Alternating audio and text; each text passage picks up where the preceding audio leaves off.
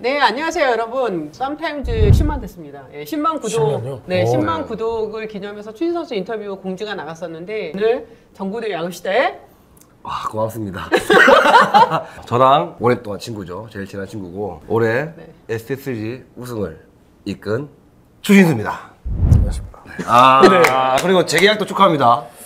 근데 우승을 이끌지는 않았던 것 같은데 딸려갔던 것 같은데. 아니 어떻게든 나이가 제일 많으면 이끈 거예요. 추신 선수가 지금 그 SS 랜더스 팬 페스티벌 네, 그거를 마치고 바로 인터뷰를 하고 있는데 처음이었고요. 그런 거는 뭐 팬들하고 만나는 자리는 있었지만 한 4,000명 와. 이상의 와. 진짜 팬들이 많이 다 오셨다. 매진됐다 그러더라고요. 근데 막 뿌듯하다. 네, SSG 그 소속이라는 게 굉장히 좀 자부심을 좀 느끼는 하루였던 것 네, 같습니다. 저희가 추신 선수랑 되게 인연이 많잖아요. 저랑 네. 셀피쇼 하면서 처음에 2020년 1월에 처음 이 유튜브를 시작하면서 추신 선수한테 부탁을 했었잖아요. 벌써 시간이 2년이 훌쩍 넘어서 이제 10만 구독이 돼서 네. 이렇게 이 자리를 함께 하다 보니까 저는 굉장히 감회가 새롭습니다. 두 분이서 찍은 영상이 1편, 2편, 3편까지 나왔잖아요. 첫 번째 1편이 95만, 그 다음에 41만, 62만이었거든요. 조회수가. 네네네. 그 다음에 제일 대박이 충남 집에 가서 찍은 박물관. 어. 네, 네, 스포츠 그래, 뮤지엄. 맞아. 그게 100만이 넘었습니다. 그게 내 친구 집이란 게 자랑스러워.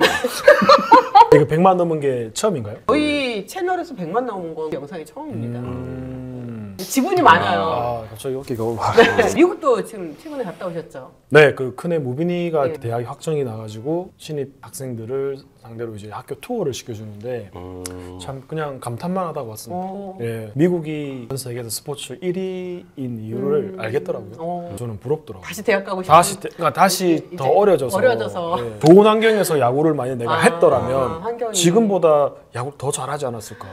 더 잘하면 어떡해요. 죄송합니다. 무빈군이 어느 대학에 입학을 하게 될 예정이죠? 조지아 유니버스 조지아 그쪽으로 가게 됐는데 UGA? 예, 네. 대단한 게 장학금을 또 받고 갔어요. 와. 그래가지고 사진도 많이 찍고 가서 야구장도 둘러보고 뭐 풋볼이 거기는 유명하더라고요. 그쵸. 네. 그 풋볼이 1년에 학교에다가 벌어주는 돈이 2천억이래요. 대학에서요? 대학에서요. 네. 나이키 광고부터 중계권까지. 네네. 그리고 풋볼 스테디움이 10만 명이 들어가요, 관중이. 엄청 우와. 저 장엄하던데 네, 사진 네. 보니까. 그래서 한 1,500억은 풋볼에 쓰고 네. 이제 그 500억을 가지고 이제 야구, 테니스 그 부적으로 있는 그런 스포츠에 다 쓴다고 그러더라고요. 타 종목에 다 쓰고. 와. 전용기가 있으니까 말 다 한 거죠. 아무리 지금 마이너리그가 옛날보다 환경이 나아졌다 해도 같은 3년을 비교한다면 저는 대학 가서 그 더 좋은 환경에서 야구를 하는 게 더 낫지 않나. 추인 선수의 또 두 아들이 있는데 야구의 탤런트는 그 무빈군과 건우군을 비교했을 때 어느 네. 쪽이 좀 더 비중이 갈까요? 가지고 태어난 거는 사실 무빈이가 좋죠. 어. 키도 크고 덩치도 있고 한데 어릴 때 좀 저의 불만은 좀 더 노력을 했으면 좋겠다라는 게 저의 메시지였고, 왜냐면 제가 마이너리그부터 메이저리그부터 정말 어마무시한 재능을 가진 선수들을 많이 봤지만 결국은 다 뭐 더블A, 트리플 A도 못 가고 그만둔 선수들이 많았거든요. 그런 문제로 좀 많이 부딪혔는데 이제 혼자 생활하면서 이제 그런 것들을 많이 개선을 했더라고요. 미국에 있는 동안에 재계약 소식이 들렸어요. 네네. 네, SS랑 계약을 맺었다. 많이 좀 고민을 하는 시간들이 좀 있으셨을 것 같은데요. 네, 뭐 제 마음은 뭐 사실 계속 하고 싶죠. 네, 네, 영원히. 영원히 운동장에서 묻히고 싶은 게 제 마음인데 우승을 하고 기분 좋잖아요. 네. 근데 저는 한쪽 마음 한 구석은 좀 불안했어요. 이게 이제 또 그만할 수도 있을 것 같다라는 그런 것 때문에. 진짜요? 네네. 우승 목표로 왔기 때문에 우승도 했고, 그래서 박수 받을 때 뭐 이제 좀 나가는 게 떠나는 게 좋지 않을까라는 생각을 했었거든요. 한 3일, 5일 그 정도 이제 생각을 하고 고민을 하고 구단에다가 전화를 했죠. 큰애가 대학 가니까 대학 야구도 좀 같이 따라다니면서 보고 싶고 아이 옆에 있으면서 좀 봐주고 싶다. 그리고 셀러리캡 문제도 있고 하니 그래서 차라리 그냥 제 연봉 가지고 그냥 더 좋은 선수, 어린 선수, 뭐 F에서 필요한 선수 이렇게 계약하시고 선수 연봉, 어린 애들 연봉도 더 올려주시고 하시는 게 나을 것 같다고.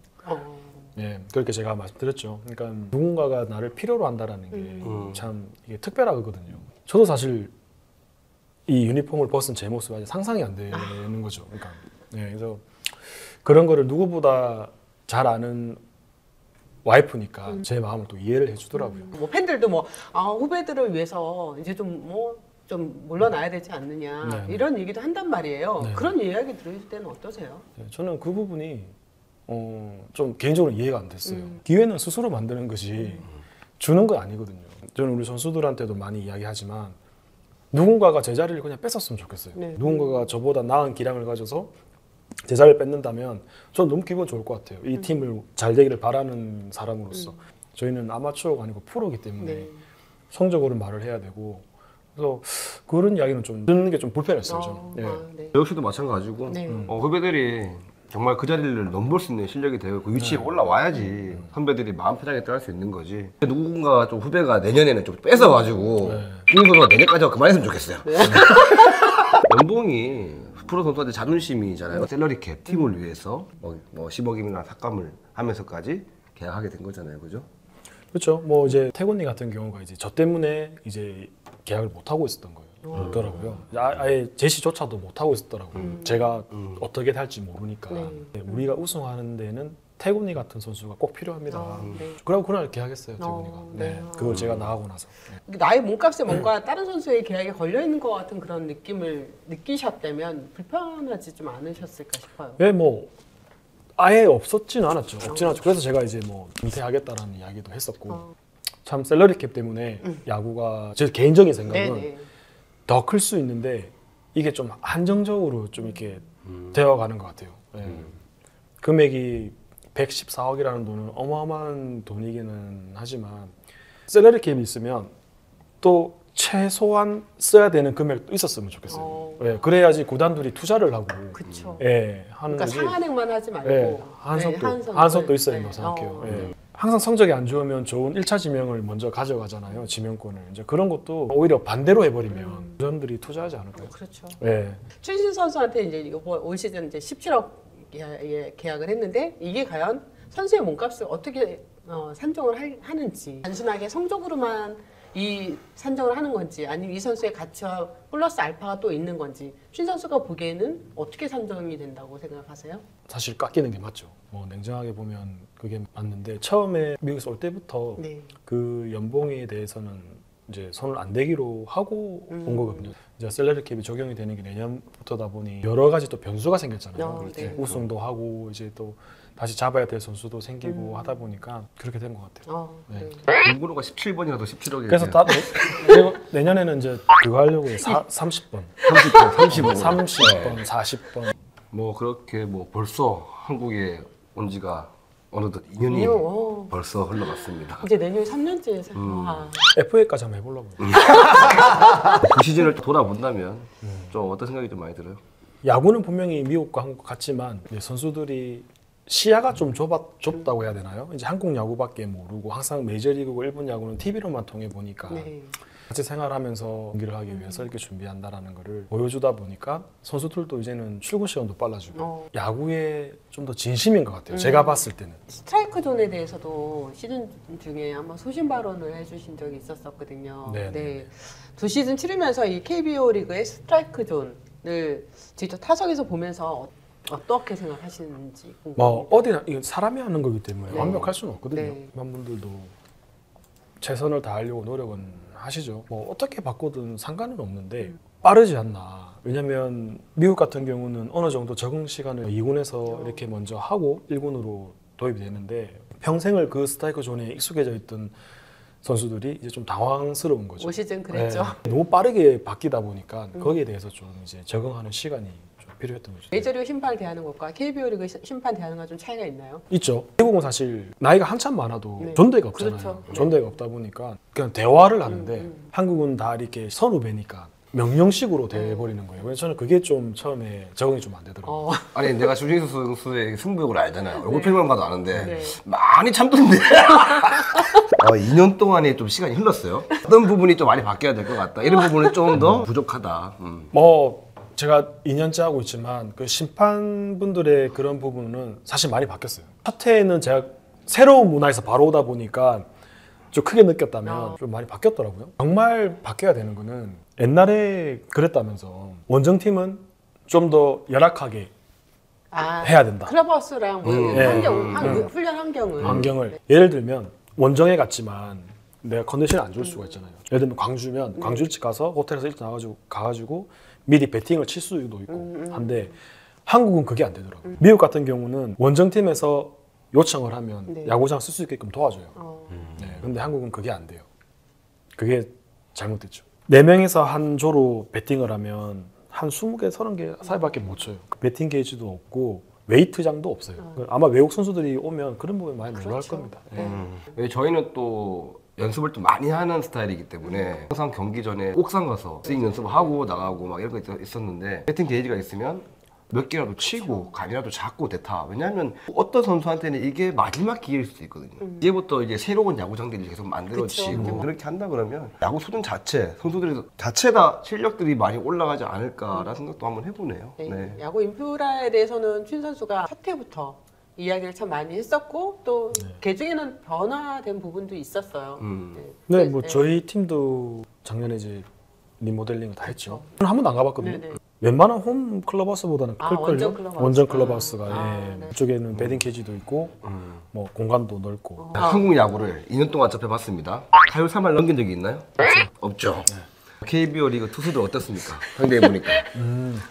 잘 던져요. 변화구를 많이 던지고. 직구에 강합니까? 축구는 강한 것 같은데. 강합니다. 소용준 선수한테는 23타수 10안타였고요.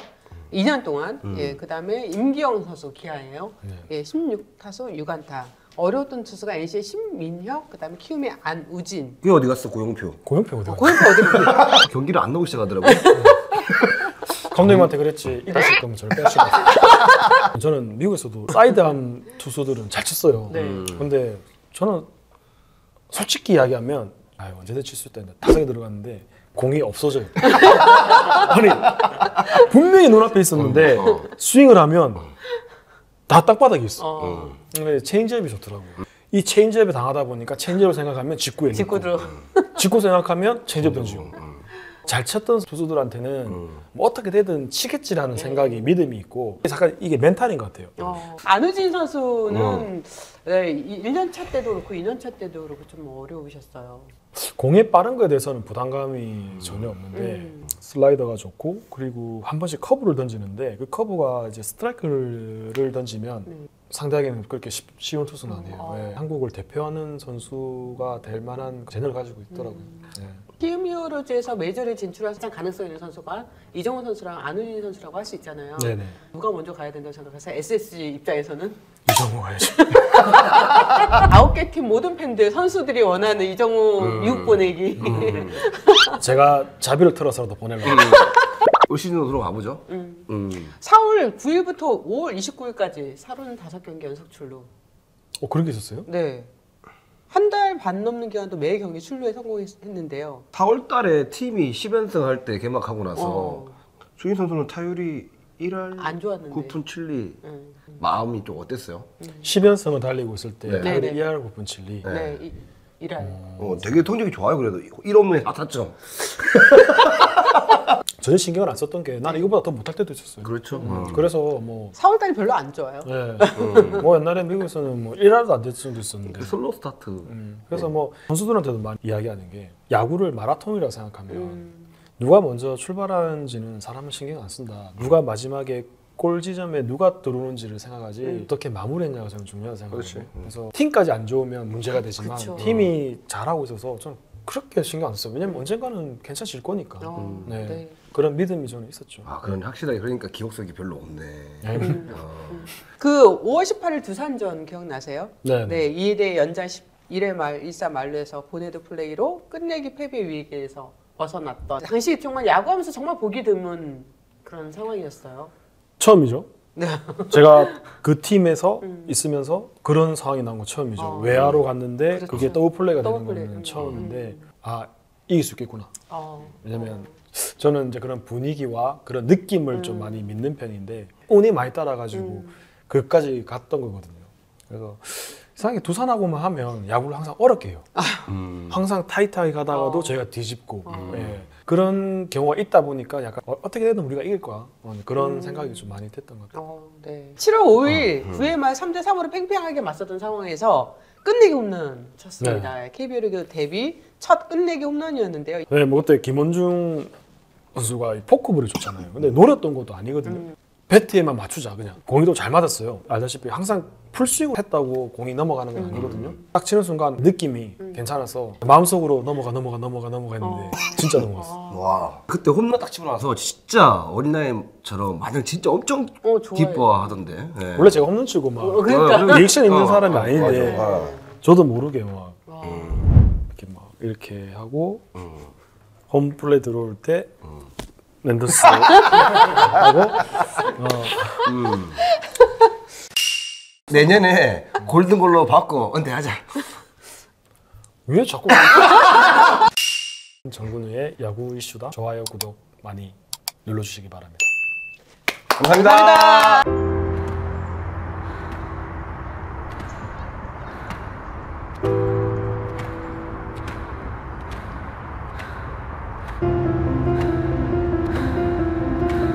달린다는 것, 무한한 경쟁을 위해, 때론 희망으로 가득한 나의 미래를 위해, 그리고 달린다는 것, 일상으로의 건강한 복귀를 위해 세종 스포츠 정형외과